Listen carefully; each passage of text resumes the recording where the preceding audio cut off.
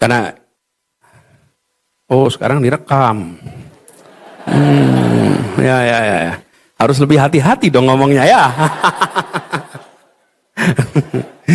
Ini susahnya, begitu ada rekaman kita harus self censorship ini. Kalau enggak nanti kutipan-kutipannya terpotong, repot kita. Betul, saya udah ngalamin berkali-kali sih. Kalau potongannya nggak pas itu aman ya. Salmannya aman. Yang di luar sananya itu loh. Fenomena ivory tower atau sedikit mungkin kurang inklusif bagi orang-orang yang mungkin saat ini kalau kita lihat di TikTok ada yang mulai makin anti intelektualitas atau mengantagonisasi orang-orang pintar karena merasa terintimidasi gitu ya.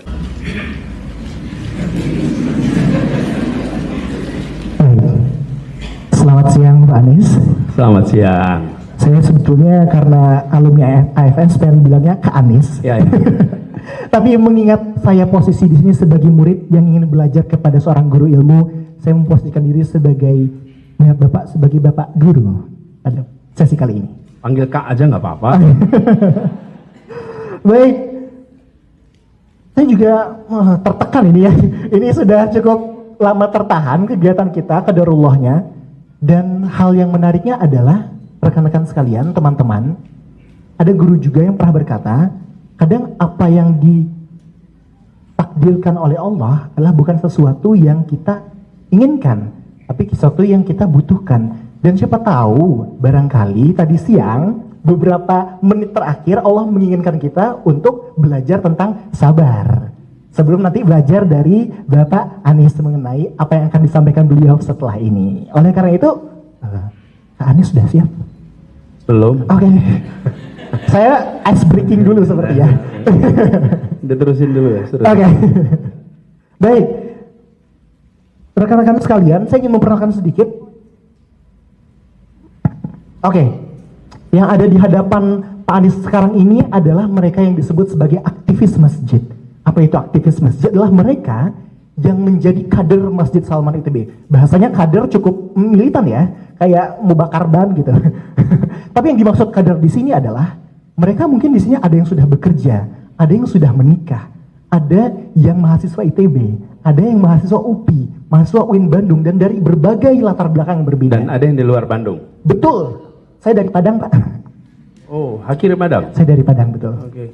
Dan yang bisa saya jamin dan pastikan di tengah keberagaman ini adalah setiap dari kami, kita memiliki satu mimpi yang sama, satu semangat darah yang sama, yakninya mewujudkan Indonesia menjadi generasi yang berkualitas, laksana yang disebutkan pada umumnya Indonesia Emas 2045. Jadi itu yang bisa saya jamin bahwa peserta di depan Bapak ini adalah orang-orang yang seperti demikian.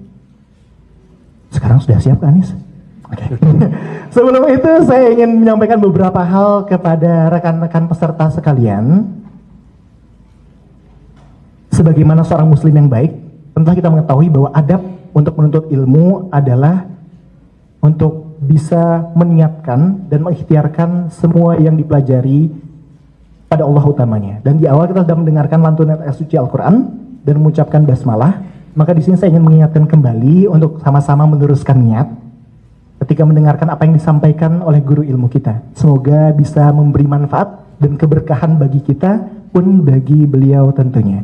Oleh karena itu, sama-sama kita berikan aplaus yang meriah untuk Bapak Anies Rashid Baswedan. Terima kasih Bung Haki. Terima kasih. Beri tepuk tangan dulu untuk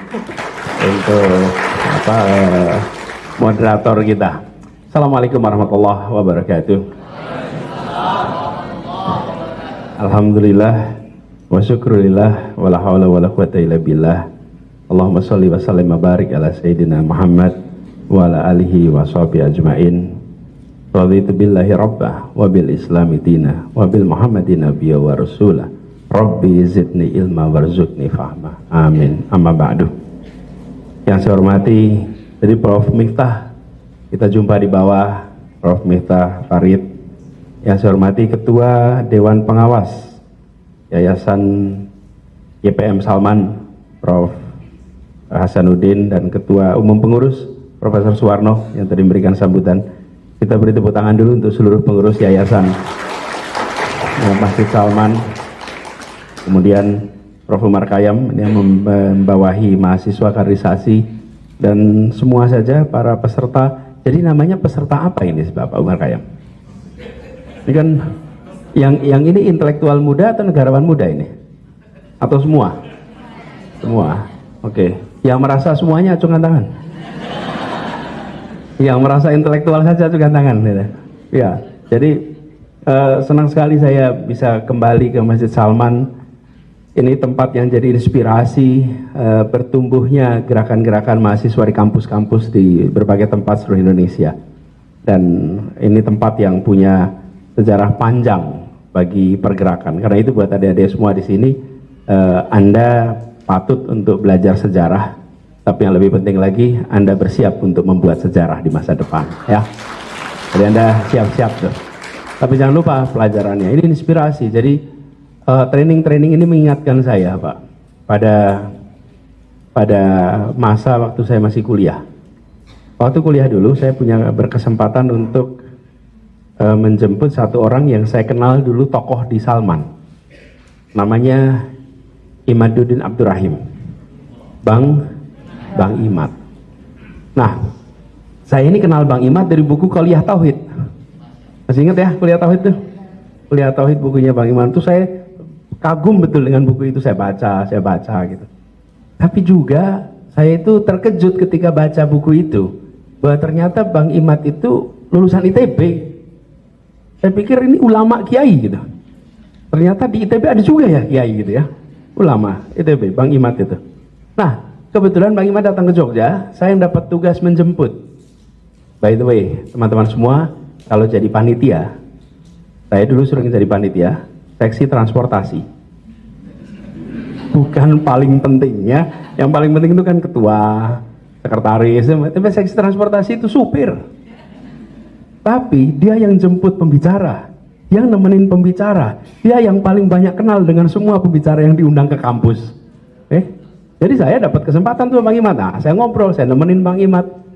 Keliling lah saya sama Bang Imad. Nah, satu ketika saya waktu itu tanya, Bang Imad gimana ceritanya Bang Imad ini kok masuknya ITB?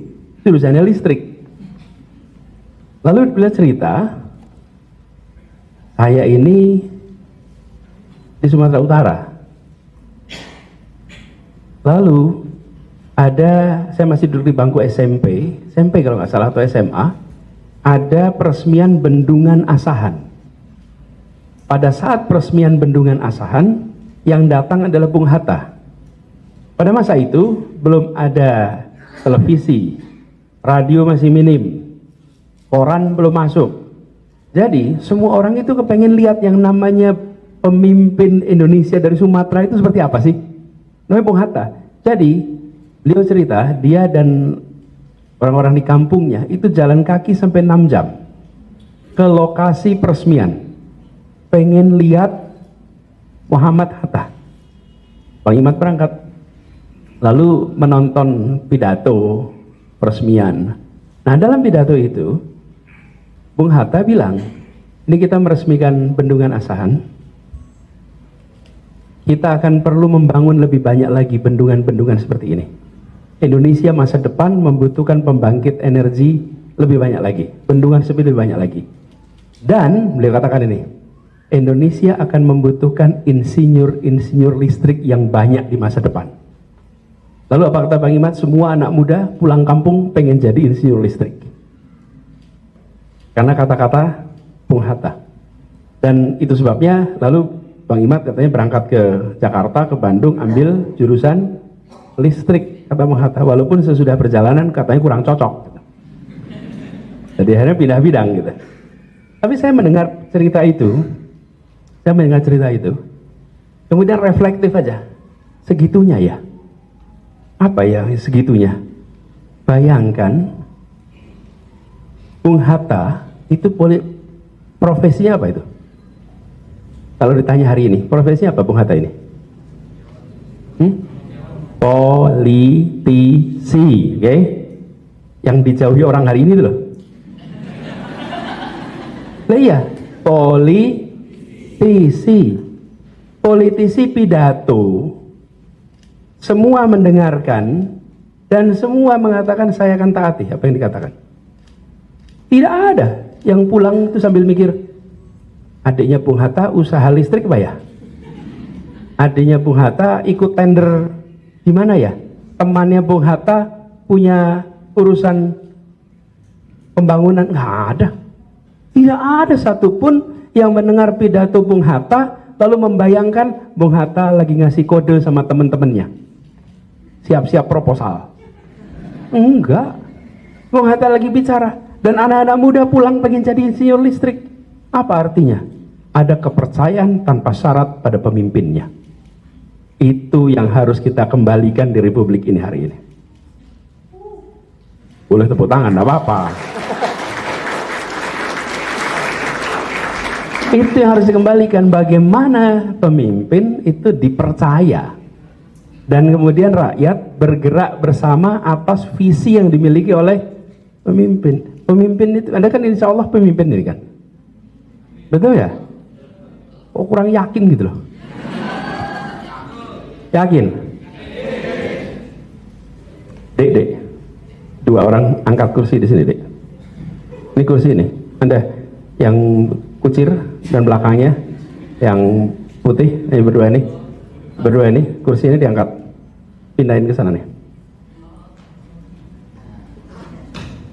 supaya tidak ada pembatas di antara kita. Ya, angkat, pindahin ke situ.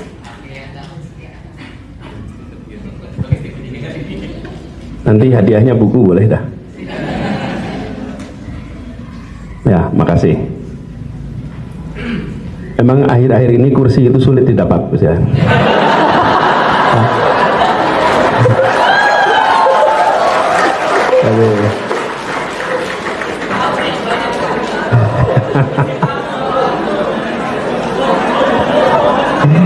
Jadi makanya kalau udah punya kursi jangan ditinggal ya. Nanti kursinya diambil orang.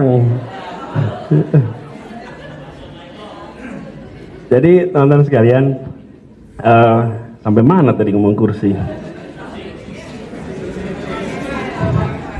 Kaki saya turun ya. Oh.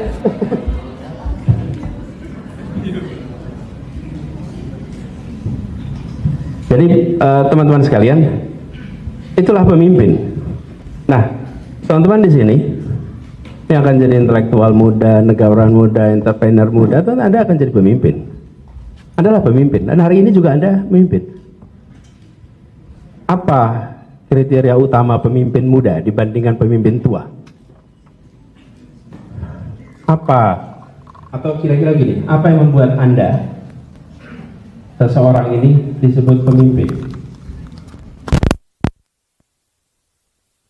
Tanggung jawab, bagus. Apa lagi? Punya visi masa depan, oke. Mempengaruhi orang lain, jujur, bagus. Punya inovasi, semangat juang, tidak nepotisme. Waduh. Ada tuh yang nepotisme tetap pemimpin tuh. Oke. Apa lagi? Hah? Bisa membuat keputusan. Teman-teman, itu semua adalah pemimpin yang baik. Oke? Pertanyaannya bukan pemimpin yang baik itu seperti apa. Pertanyaannya apa yang membuat Anda disebut pemimpin? Sederhana, bila punya makmum. Iya teman-teman, Anda ke masjid nih, ada mihrabnya, ada sajadah imam. Anda sholat di mihrab, sholat di atas sajadah imam, tapi sendirian. Boleh nggak disebut imam? Nggak. Jadi yang buat Anda disebut imam siapa? Mau begitu ada satu orang di belakang Anda, status Anda berubah jadi, ingat-ingat itu. Anda menjadi pemimpin hanya bila Anda diakui oleh orang lain sebagai pemimpin. Dan itu artinya apa? You are a leader only and if only you have follower. If you have no follower, you're no leader. Follower itu harus sukarela. Kalau follower dipaksa itu bukan follower. Namanya bawahan. Bawahan itu dipaksa harus ikut pada atasan. Tapi kalau pemimpin, Anda, nah karena itu anak muda, apa yang menarik? Anak muda Anda diakui oleh sebayanya. Itulah keunikan pemimpin muda. Karena Anda diakui oleh sebayanya mengakui Anda. Dari mulai ketua kelas, ketua kelompok pramuka, kelompok PMR, lalu Anda diakui oleh sebayanya. Pengurus masjid, itu semua adalah pengakuan. Nah, teman-teman sekalian, ke depan teman-teman akan ketemu dengan situasi di mana ada ruang berkiprah yang panjang. Ini kalau saya baca di sini ada abdi negara muda, ada profesional muda, ada entrepreneur.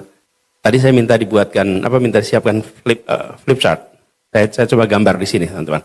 Kenapa saya ingin obrolkan soal ini? Kalau disederhanakan, teman-teman, wilayah yang mungkin akan Anda masuki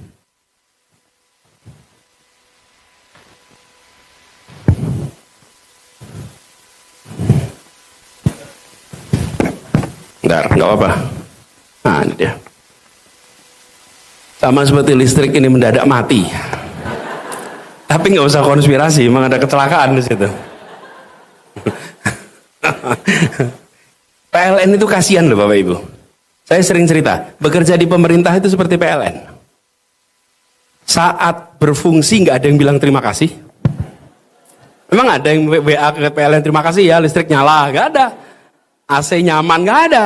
Tapi begitu mati PLN nomornya berapa? Brengsek PLN ini, parah PLN ini. Itu pas lagi mati, tapi pas lagi nyala nggak ada yang bilang terima kasih. Jadi nanti begitu nyala pada bilang terima kasih ya sama PLN ya.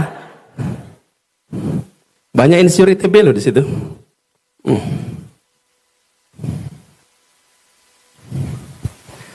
Saya mencoba menggambarkan sebagai himpunan bagaimana saya paling nggak cara kita memilah masyarakat. Ini adalah sektor pemerintahan, politik, demokrasi. Ini adalah sektor bisnis, sektor pasar, market atau ekonomi. Dan ini adalah sektor yang sulit diartikan menggunakan istilah lain, saya menggunakan third sector, sektor ketiga. Ini sektor sosial, akademik, kampus. Nah, teman-teman sekalian, Anda akan ketemu dengan masa depan yang infinite. SD ke SMP, SMP ke SMA, SMA kuliah, itu ada opsinya. Dari SD saya mau pilih SMP mana. Dari SMP SMA mana. Dari SMA kampus mana. Setelah selesai kampus apa? Ya. Itu nggak lagi multiple choice. Itu open ended.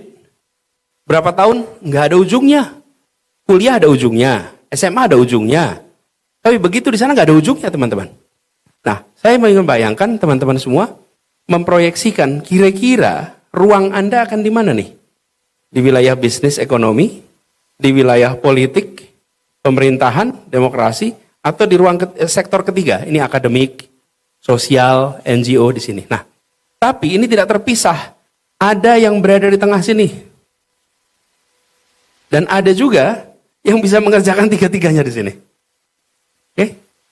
Teman-teman, saya melihat semakin Anda melatih diri untuk memiliki berbagai kegiatan di masa kuliah, maka semakin besar peluang Anda untuk berada di irisan ini nantinya.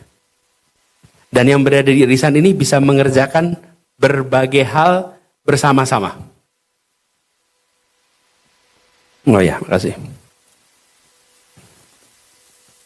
Jadi, tapi udah jadi mas ini.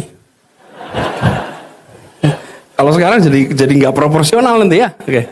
Jadi teman-teman, irisan yang di sini nih, ini adalah irisan-irisan di mana mungkin Anda akan bisa memainkan peran secara bersamaan. Nah, saya membayangkan teman-teman dari sekarang mulai menambah ruang kegiatan sehingga Anda memiliki kebiasaan atau kompetensi untuk bisa berada di berbagai tempat. Ada orang yang hanya stuck di sini terus. Ada hanya stuck di sini saja. Dan ada, tidak salah, itu adalah pilihan. Ya. Tapi ketika melihat bangsa seperti kita, bangsa Indonesia yang sedang membutuhkan pemimpin-pemimpin yang bisa berbagai urusan, maka baik untuk bekal itu ditumbuhkan dari sekarang. Nah, saya ingin teman-teman mengajak teman-teman untuk menengok ke depan, karena kekuatan anak muda itu pada kebaruannya. Jadi buat teman-teman di sini ada harapan teman-teman untuk memproyeksikan ke depan. Kalau boleh saya usul Pak, bagian dari training ini, di ujung teman-teman membuat CV. Sudah pernah bikin CV? Sudah pernah. Kalau bikin CV itu halaman depan paling atas tulisannya apa? Nama, bawahnya alamat, lalu alamat, nomor kontak gitu ya. Lalu bawahnya lagi satu paragraf menjelaskan kompetensi, betul ya? Habis itu riwayat pendidikan, riwayat kerja, begitu ya kira-kira. Nah, saya boleh usul, Anda nanti di ujung training ini punya itu. Punya itu. Tuliskan CV Anda. Lalu, CV itu ditulis di tahun 2044. Jadi bayangkan Anda berada di tahun 2044. Alamatnya di mana ya? 20 tahun lagi Anda di mana ya? 20 tahun lagi di mana ya? Nah, teman-teman, masalah nomor satu tuh, di mana saya 20 tahun lagi? Oke? Itu Anda putusin tuh. Terus yang kedua, Anda tulis satu alinea. Siapa Anda di tahun 44? Kan satu paragraf menjelaskan diri Anda. Saya seorang entrepreneur yang memiliki usaha dengan omset sekian, dengan pegawai belasan ribu, memproduksi ABCDFG. Oke? Saya seorang cendekiawan yang telah menerbitkan belasan buku, jurnal-jurnal, artikel di mana, menguasai sekian bahasa. Itu deskripsi Anda 20 tahun lagi. Tulisnya sekarang. Jadi saya ingin titip pada Anda, bukan menulis CV Anda hari ini, itu gampang. Tapi saya ingin Anda menulis CV seakan-akan Anda berada di tahun 2044. Lalu masalah kedua, urutannya, tahun 24 sampai 27 apa yang Anda kerjakan? 27 sampai 30 apa? 30 sampai 35 apa? 35 sampai 40 apa? 40 sampai 44 apa? Anda harus bayangkan tuh. Nah, mau kemana? Nah, saya gambarkan ini tadi. Sektor pemerintah, bisnis, dan sektor ketiga.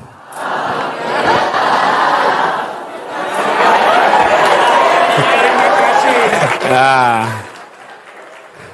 terima kasih PLN gitu ya. Nah, kan matinya bukan salah dia kan. Ada pohon tumbang ya tadi ya. Ada pohon tumbang. Nah, jadi teman-teman sekalian, coba Anda bayangkan sektor ini. Kalau saya boleh memberikan pandangan, ke depan sektor yang ukurannya makin hari makin besar adalah sektor yang kanan atas. Itu makin hari makin besar.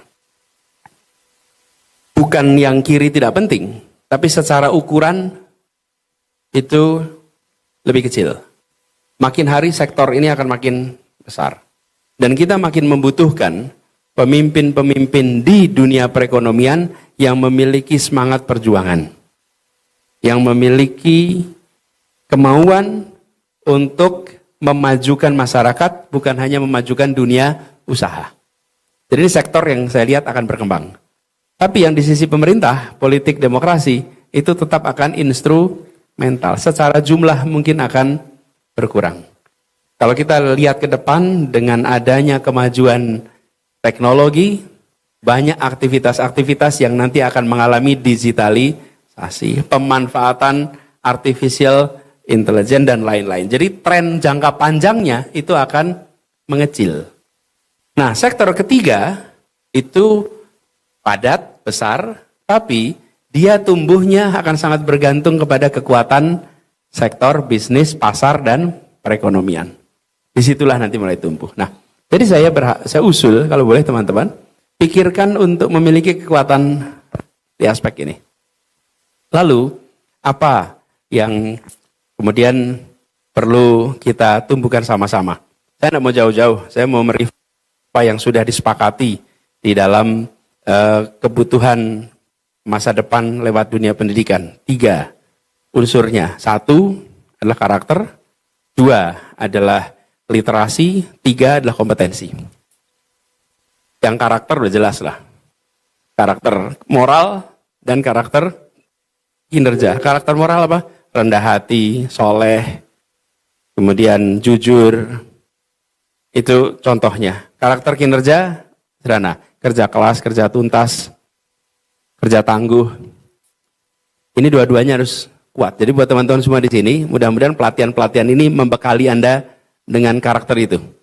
Karena kita tidak ingin jujur tapi licik. Tapi tidak ingin juga kerja keras tapi culas. Kombinasi itu. Yang kedua literasi, semuanya. Literasi teknologi, literasi keuangan, literasi budaya, literasi negara. Itu kuasai. Yang ketiga kompetensi, 3, 4K. Omega apa? Kreativitas, critical thinking, communication, collaboration. 4C. Jadi saya berharap teman-teman semua di sini 4 ini terutama ditumbuhkan kemampuan berpikir kritis, kemampuan berpikir kreatif, kemampuan kolaborasi, dan kemampuan komunikasi. Itu udah standar. Anda sudah baca-baca di mana-mana. Nah, saya melihat umat ini harus bersiap untuk memenangkan kompetisi ke depan dengan cara membekali diri dengan 3 unsur tadi. Kenapa? Pondasinya sudah. Teman-teman ini pondasinya sudah. Iman, Islam, akhlak ini udah dapat nih semuanya. Tapi critical thinking, communication skill, kolaborasi, ini betul-betul dibutuhkan. Kekuatan kita harus ditumbuhkan di situ. Apalagi di Indonesia. Kita benar-benar harus menumbuhkan kekuatan, kemampuan kolaborasi itu. Jadi, reflektif aja teman-teman. Kemarin ngikutin nggak Olimpiade di Paris? Aktivis masjid nggak ngikutin Olimpiade. Ngikutin lah, kan nama Indonesia. Kita dapat emas. Dapat perak, dapat perunggu. Kita dapat medali di mana? Tebing, apa lagi? Angkat beban, apa lagi? Bulu tangkis. Perhatikan nggak? Lalu kita sering nggak ikut Olimpiade Science? Menang, sering kan? Olimpiade Matematika, Olimpiade Fisika. Oke, apa yang menarik dari kemenangan-kemenangan itu? Tidak ada kemenangan berkelompok. Semua kemenangannya individual. Apa itu artinya? Kita tidak menyiapkan untuk kolaborasi dari awal. Kita mengembangkannya pribadi-pribadi. Kalau sudah kolaborasi, gampang sekali retak. Sulit sekali bersatu. Saya juga ngalamin kemarin. Iya. Ada yang dukung. Tapi yang dukung ini kalau bersatu tuh sering sulit. Walaupun sama-sama mendukung yang sama. Betul tidak? Iya. Di organisasi kemahasiswaan gitu. Sedikit-sedikit nanti bikin sempalan. Sedikit-sedikit bikin tandingan. Kapan kita ini bisa kolaborasi kalau dari awal kita nggak bangun? Jadi yang di sini Anda harus bisa menjadi bibit-bibit pembangunan kolaborasi untuk kebangkitan umat di Indonesia. Harus tuh. Dan itu artinya menahan ego, mau bisa kerjasama, bisa menghormati, bisa menghargai. Betul tidak teman-teman? Lihat tuh, masa menangi individual terus? Karena kita nggak bekerja. Kemudian critical thinking, ada tahulah critical thinking, itu harus ditumbuhkan betul. Jadi teman-teman, ini semua menjadi bekal. Lalu saya ingin, itu cukup ya tentang ke depan. Lalu sekarang saya ingin cerita pengalaman pribadi. Karena, sekarang direkam. Ya. Harus lebih hati-hati dong ngomongnya ya. Ini susahnya, begitu ada rekaman kita harus self censorship ini.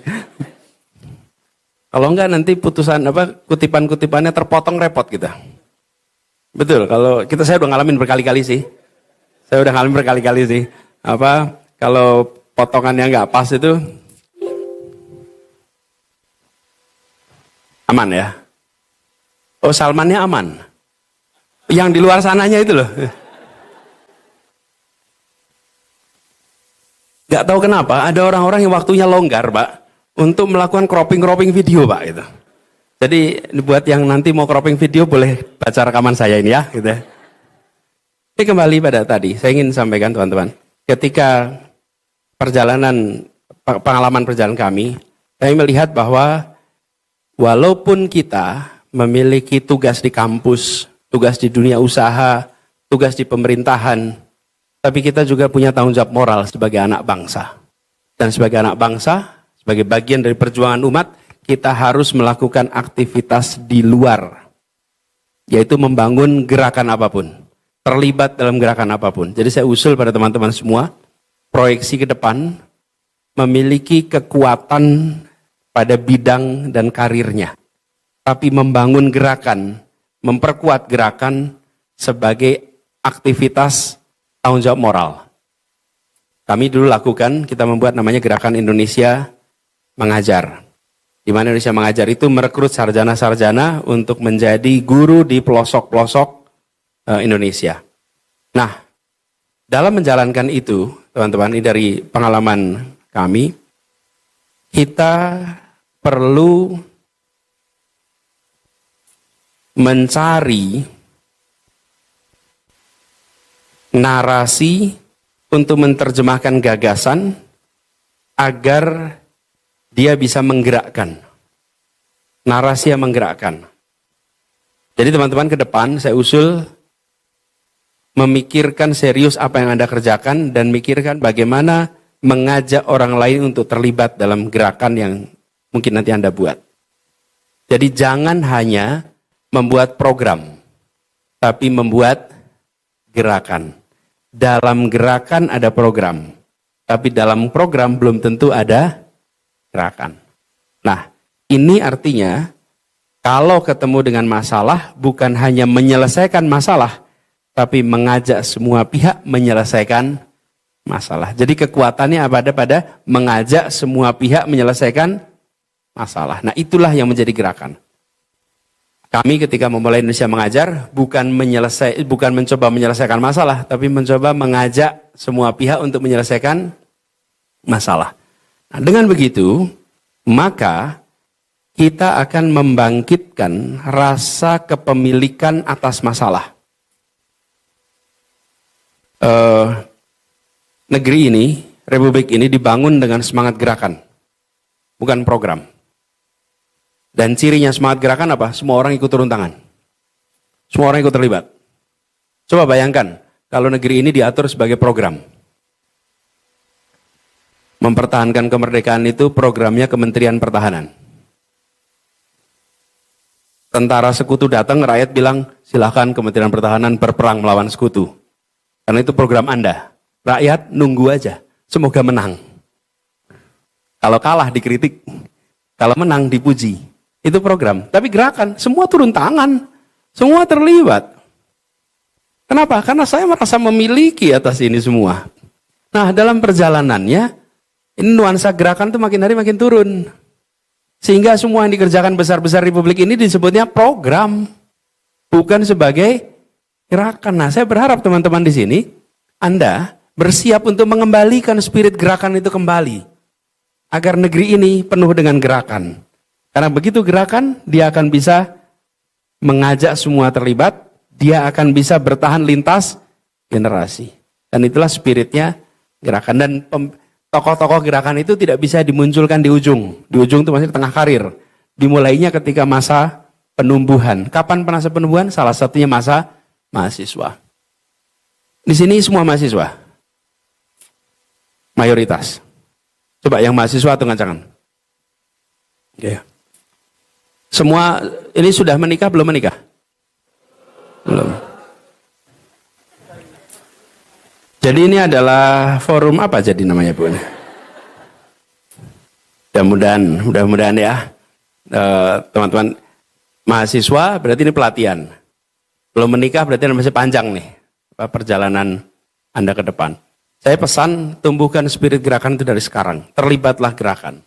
Dan itu kemudian jadi bekal untuk kita ke depan. Ini Bapak sekalian, teman-teman semua yang saya hormati, menjadi makin penting lagi karena kita berada di abad 21. Di mana Anda semua adalah native di dunia digital. Kami non-native. Jadi teman-teman native di situ. Dan di genggaman Anda ada kekuatan yang mampu menggerakkan yang seringkali terlewatkan. HP Anda. HP Anda itu adalah sebuah instrumen di mana Anda bisa menjadi penggerak. Bulan Agustus lalu ada darurat biru peringatan darurat itu kemudian menjadi contoh, menjadi gerakan. Banyak sekali lewat gerakan digital itu muncul gerakan. Jadi bila dahulu ketika membangun gerakan itu dibutuhkan resources yang besar, hari ini tidak lagi. Anda bisa membangun sebuah gerakan walaupun dengan resource yang ada di badan kita sendiri, minim. Karena itu teman-teman, membutuhkan kreativitas, kejelian tadi, kemampuan critical thinking, kemampuan kreativitas, kemampuan komunikasi, kemampuan kolaborasi, Anda bisa bangun gerakan. Nah, ini teman-teman, sesuatu yang tidak dimiliki oleh generasi sebelumnya. Jadi dengan bekal itu, kami berharap teman-teman bisa menumbuhkan spirit gerakan lebih mudah ke depan. Teman-teman sekalian, saya berharap kita bisa berdiskusi lebih jauh. Nanti ada pertanyaan, ada komentar, silahkan Anda ungkapkan, nanti kita diskusi lebih jauh. Yuk, Bung Baihaqi, berikan kesempatan untuk teman-teman berdiskusi. Terima kasih. Baik. Assalamualaikum warahmatullahi wabarakatuh. Terima kasih banyak Bapak Anies Rashid Baswedan atas materi ilmu yang luar biasanya. Berikutnya kita akan masuk kepada sesi tanya jawab, sesi diskusi kepada rekan-rekan kepada rekan-rekan peserta akan kami berikan enggak ada yang mau bertanya?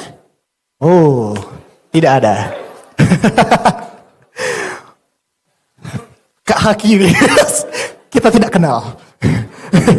Oke. Sepertinya dari yang perempuan terlebih dahulu, teteh di sana yang sendiri. Boleh teh? Oh, ada panitia yang bantu, boleh. Ini Baihaqi kalau boleh diusul. Boleh, ya gimana? Ditentukan dulu 5, terus kemudian mereka maju ke depan. Oh, Ya, siap. oke, siap. Terima kasih, baik. Kita mulai, buat yang teteh standby dulu. Buat yang cowok-cowok kita mulai ya, tutup dulu. Lirik-lirik aku boleh? 1, 2, 3. Oke, yang paling dekat koneksinya dengan saya. Waduh. Ini boleh? Dari kalangan jajaran? Asal nggak pakai MK nggak apa-apa. Siap. 1, 2. 2. Terus. Oh, Mas yang di sana 3. Akang yang di sana 4. Perempuan lagi dong. Yang tadi udah ya? 1, 2, 3, 4. Ya udah. Oh, Cia, 1 lagi boleh. Punten. Oh ya, itu teteh yang gendong bayi di belakang 1. Boleh, silahkan maju ke depan. Beri tepuk tangan buat penanya-penanya kita.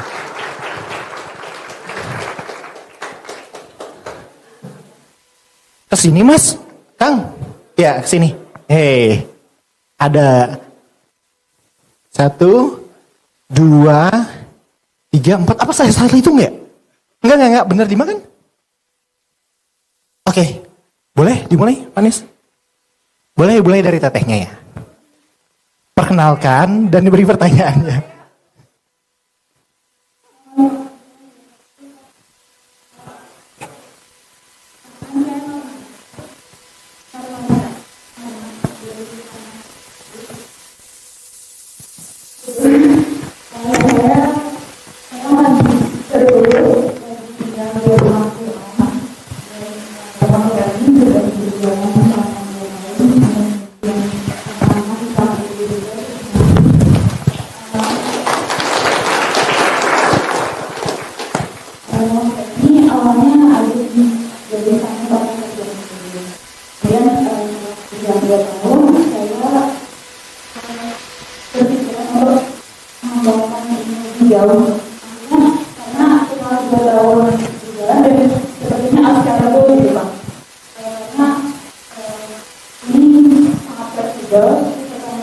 beragam dari S1 sampai 2 S3, kalau juga ada yang promosi, ada juga yang sedang sampai ke S3, dan juga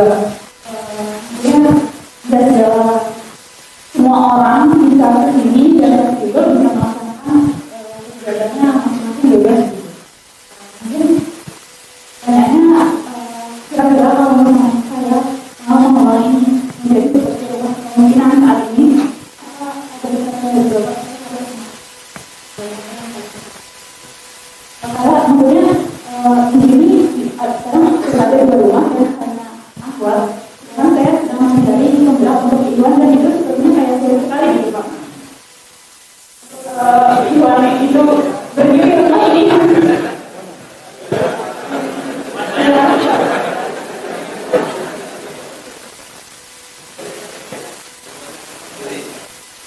Namanya rumah sebagai rumah, maksudnya ingin duplikasi menjadi sebesar rumah kepemimpinan saat ini.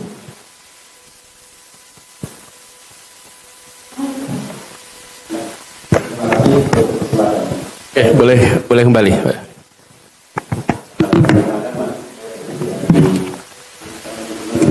Sekarang ke Martin. Pertanyaannya, karena kita ada di masjid dan dari masing-masing gerakan, menurut visi Mas Anies ke depan untuk Indonesia, bagaimana masjid ini dan juga gerakan Islam khususnya terkait dengan wakaf bisa ikut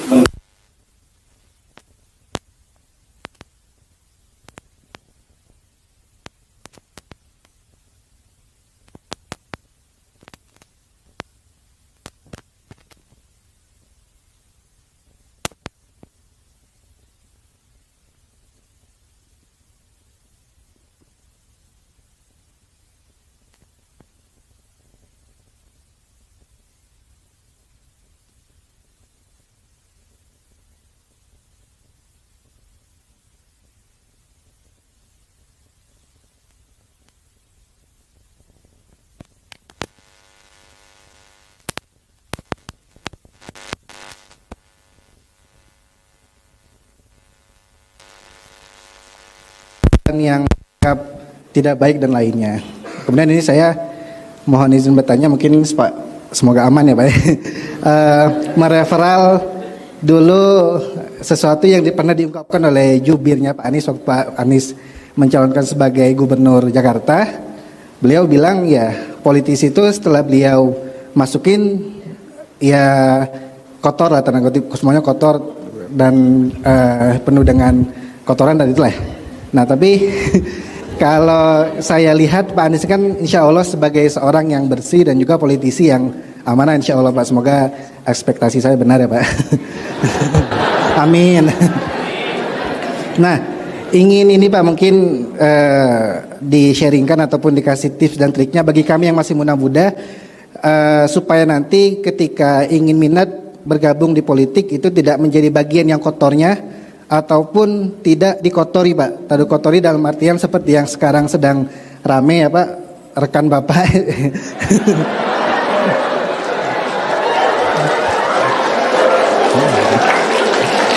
Ya kami yakin insya Allah juga beliau orang yang bersih ya Pak ya, dan tadi ya dikotori gitu bahasanya Pak.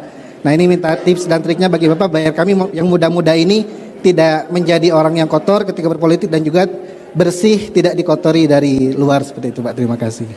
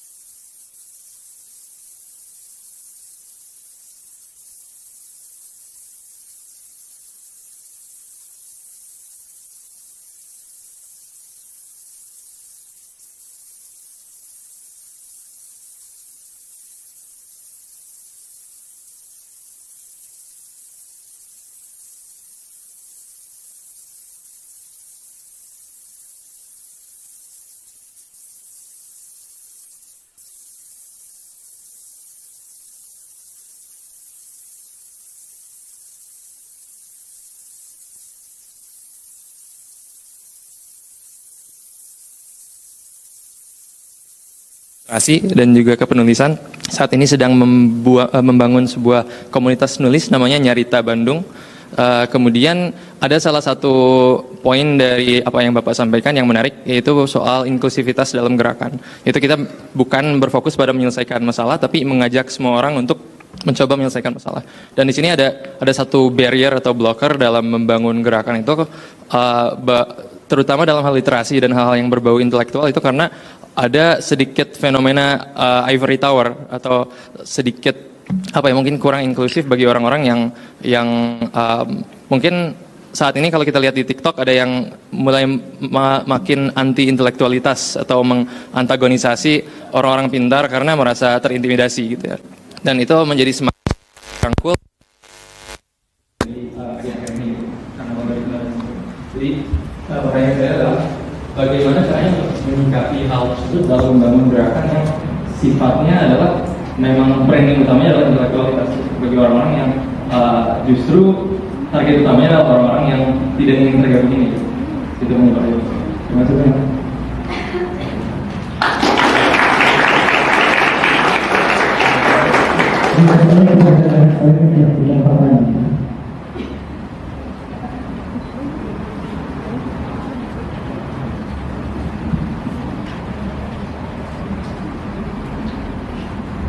Ya, terima kasih.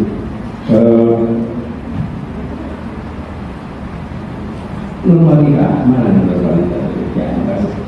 Bagus, Anda sudah bikin sebuah tempat rumah, mudah-mudahan nanti bisa jadi rumah kepemimpinan. Usul saya sederhana. Kalau Anda tahu bahwa ini bukan yang pertama, maka jangan Anda reinvent the wheel.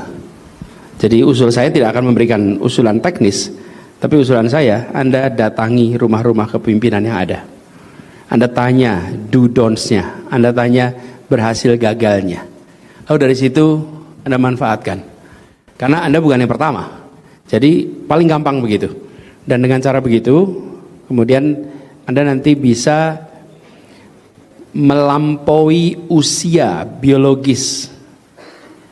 Kalau tempat Anda baru berusia 2 tahun, tapi Anda belajar di tempat yang sudah 15 tahun dan 20 tahun, maka Anda memindahkan akumulasi pengalaman itu ke tempat Anda yang baru 2 tahun.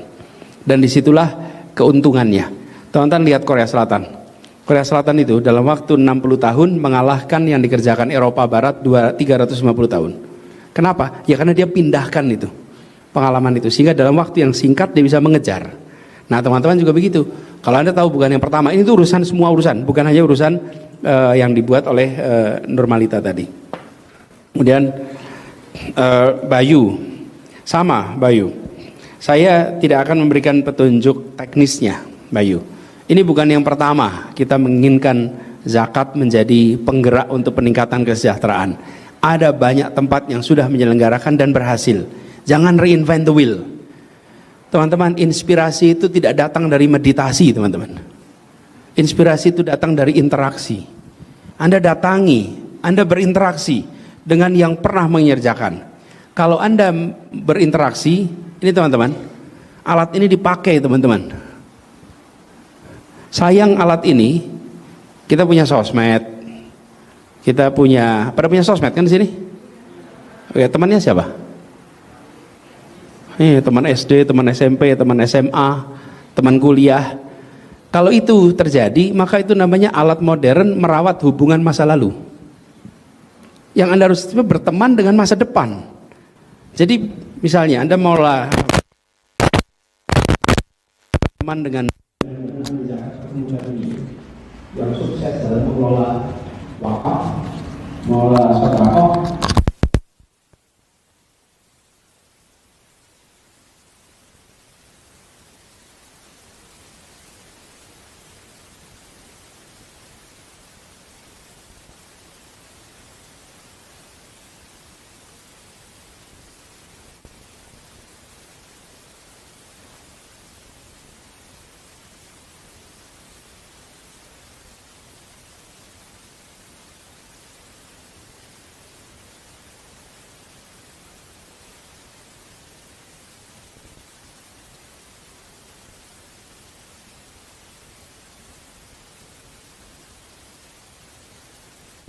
pakai papan tulis lagi nih. Teman-teman, Anda akan ketemu dengan dilema yang itu sering terjadi dalam kehidupan. Gak mungkin Anda dalam hidup ini tidak ketemu dilema yang saya mau sampaikan ini. Idealisme itu artinya apa sih? Idealisme itu artinya Anda bekerja berdasarkan nilai. Nilai itu Anda pegang, lalu Anda menyebut dirinya sebagai idealis. Saya bayangkan itu seperti begini. Idealisme itu, ini nilai, atau ini idealisme. Di sini apa unsurnya? Benar. Yang di bawah ini salah. Betul nggak kalau pakai idealisme? Oke. Lalu Anda unsur yang kedua nih. Ini namanya unsur konsekuensi. Konsekuensi. Ini konsekuensinya baik. Ini konsekuensinya buruk. Oke. Teman-teman, kita semua tidak hidup di dalam. Jadi kilah, Anda nggak bisa hanya berada di sini terus. Mungkin nggak kita di sini terus? Nggak mungkin. Tapi di sini paling aman. Nggak ada perdebatan. Secara nilai benar, secara konsekuensi baik. Mulai perdebatan di mana? Di sini nih. Benar tapi buruk konsekuensinya. Oke, Anda mau nggak mempertahankan kebenaran walaupun buruk konsekuensinya? Mau nggak mempertahankan kebenaran tapi buruk konsekuensinya? Nah, itu dilema. Dilema itu artinya harus ada keputusan. Nah, di sini kasih tanda tanya, bukan salah. Ini tanda tanya, harus ada judgment, harus ada kematangan berkeputusan. Lalu yang kedua, mau nggak baik tapi salah? Konsekuensinya baik loh, tapi salah. Secara nilai, mau nggak? Yang benar. Konsekuensinya baik loh. Ini pertanyaan lagi. Yang tidak boleh itu di sini. Sudah salah, buruk pula. Ini jangan sampai nih. Nah, jadi teman-teman, saya ingin ajak Anda semua melihat di dalam dunia ini, ketika Anda ambil keputusan, Anda akan ketemu dilema ini. Oke, Anda boleh beroperasi di tiga ini, tapi jangan di sini. Tapi boleh di sini, boleh di sini, dan boleh di sini. Dan nanti ketika Anda jadi pemimpin, Anda sering harus ambil keputusan di kuadran yang diagonal ini. Ya, sering sekali Anda harus keputusan itu. Dan nanti harus mempertanggungjawabkan keputusan ini. Gak bisa kita hanya di sini. Kalau mau di sini, maka jangan berada di wilayah publik. Bahkan memimpin perusahaan pun Anda akan ketemu situasi begini. Betul nggak? Iya. Nah, disinilah yang namanya nilai yang Anda pegang menjadi penting. Kenapa? Karena kalau orang memiliki idealisme, punya nilai dari awal, pada saat dia mengalami deviasi, dia tahu dia sedang melenceng. Sehingga dia tahu harus kembali. Tapi kalau orang tidak punya idealisme, melenceng sadar nggak? Enggak. Lalu melenceng lagi sadar nggak? Enggak. Contoh, kalau orang yakin nepotisme itu salah, maka dia akan pegang teguh, jangan sampai ada nepotisme. Tapi kalau nepotisme tidak dianggap salah, apa yang terjadi? Udah sekali mau nepotisme, mau diulang lagi nepotisme lagi. Betul nggak, teman? Karena tidak dianggap sebagai sebuah nilai. Nah, jadi teman-teman, saya sampaikan jawaban ini sebagai pegangan Anda ke depan, bahwa siap-siaplah Anda akan ketemu situasi yang tidak ideal. Yang ideal di mana? Kanan atas nih. Yang secara idealisme benar, secara konsekuensi baik. Ini ketemu. Saya pernah berikan analogi, teman-teman.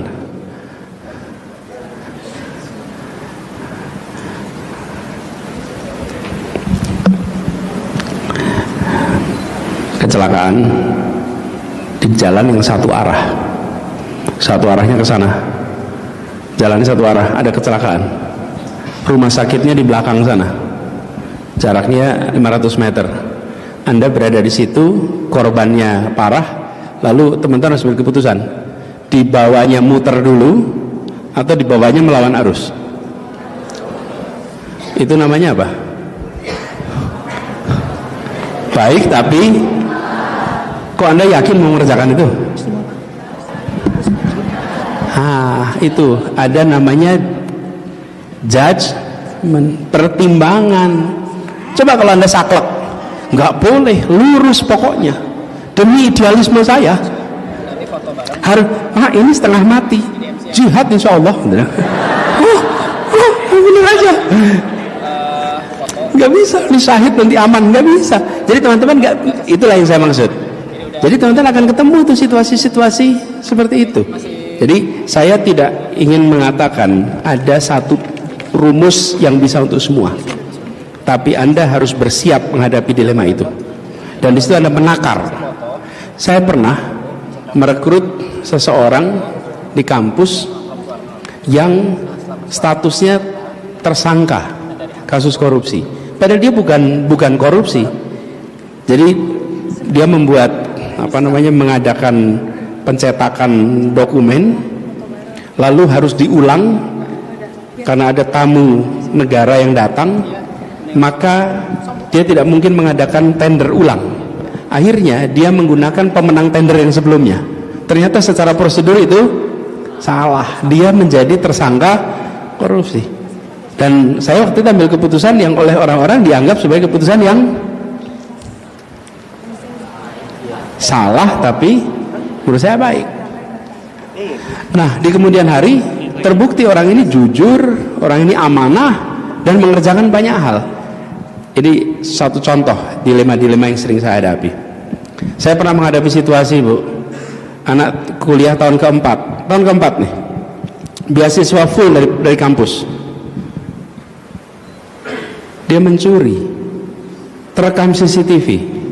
Mencuri apa? Dompet temannya jatuh, diambil, uangnya diambil, dompetnya dibuang ke sungai dengan KTP, dengan semuanya. Lalu saya sebagai rektor harus ambil keputusan. Putusannya apa? Diberhentikan, tinggal skripsi. Waduh, itu situasinya di sini nih. Bener, tapi buruk. Kami biayai 4 tahun kuliahnya, sudah hampir selesai, waktunya habis. Ini udah diberitahu saya waktunya habis.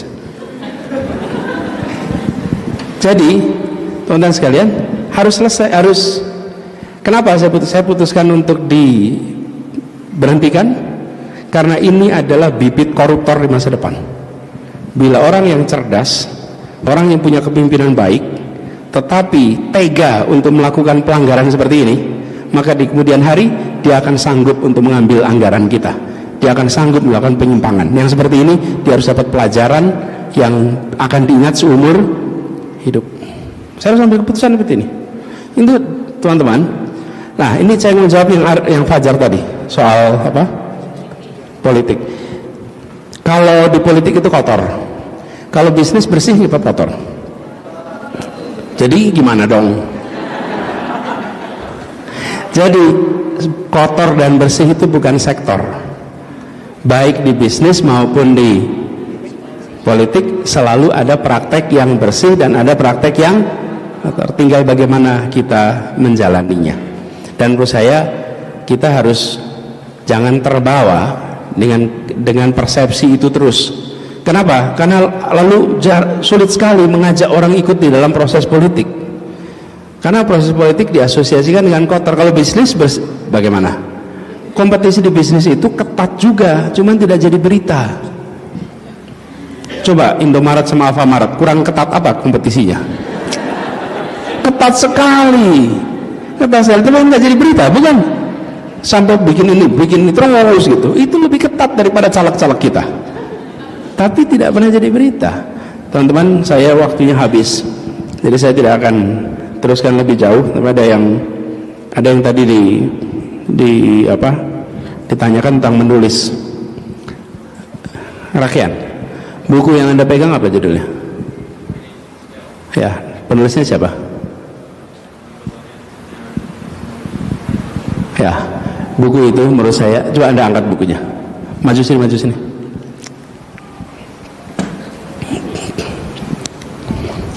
Ini buku ini yang lagi dibaca nih.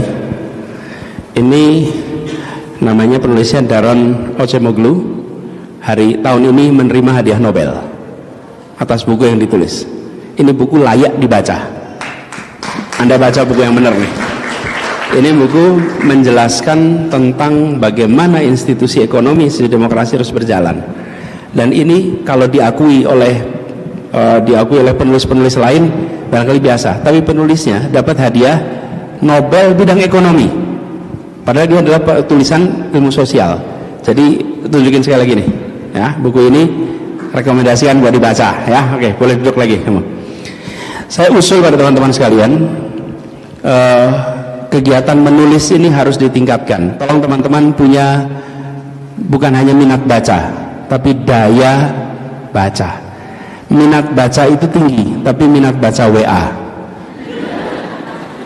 Tapi kalau daya baca, itu buku segitu Anda sanggup baca. Kadang-kadang WA aja kalau panjang WA-nya di skip. Anda mau yang pendek-pendek. Daya baca itu dibutuhkan. Jadi teman-teman, saya setuju sekali Anda kerjakan terkait dengan daya baca. Lalu di luar sana ada kecenderungan untuk meremehkan ahli, meremehkan pakar. Teman-teman, jangan terlalu khawatir. Anda jalan saja. Karena kita seringkali tidak harus memenangkan perdebatan melawan dia, tapi kita harus memenangkan hati dan pikiran yang menyaksikan perdebatan. Jadi ingat-ingat nih, kalau Anda ketemu buzzer yang merendahkan akal sehat dan berdebat, jangan Anda berpikir mengalahkan buzzernya, karena dia punya kekuatan uang yang gede. Tapi Anda berpikir memenangkan yang menonton perdebatannya, karena yang menonton tidak bisa dibeli. Yang menonton pakai akal sehat, yang menonton mampu berpikir kritis, dan mereka dalam senyap akan menyetujui pandangan Anda. Karena berdasarkan kepakaran yang dimiliki. Teman-teman, waktunya habis. Saya ingin sampaikan terima kasih. Terima kasih kesempatan untuk bertukar pikiran di sini. Terima kasih Anda sudah menjadi pemimpin ke depan. Saya titip tadi soal CV itu tolong diseriusin. Anda tulis beneran, Pak Umar Khayyam, kalau boleh. Ini dibagi bagian dari apa yang Anda siapkan untuk ke depan. Dan saya tidak menganjurkan untuk diposting. Karena tulisan itu kalau diposting, teman-teman belum tentu komentarnya positif. Kan Anda bermimpi, bukan?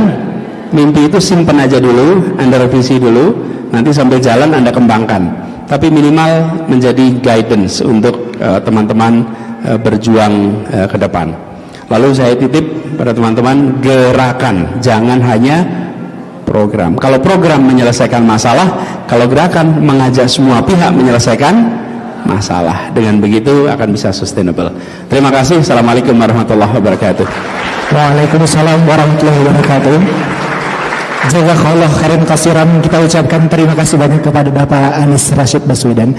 Semoga ilmu yang disampaikan oleh beliau menjadi keberkahan bagi kita semua, pun bagi beliau sendiri menjadi amal jariah yang tidak terhenti tentunya. Insya Allah setelah ini Kak Anies kita akan berfoto bersama semua peserta di bawah, dan ya, akan dari atas juga akan sebelum itu akan ada prosesi pemberian cindera mata yang akan diberikan oleh Mas Suwarno, Profesor Suwarno kepada Bapak Anies. Untuk itu rekan-rekan foto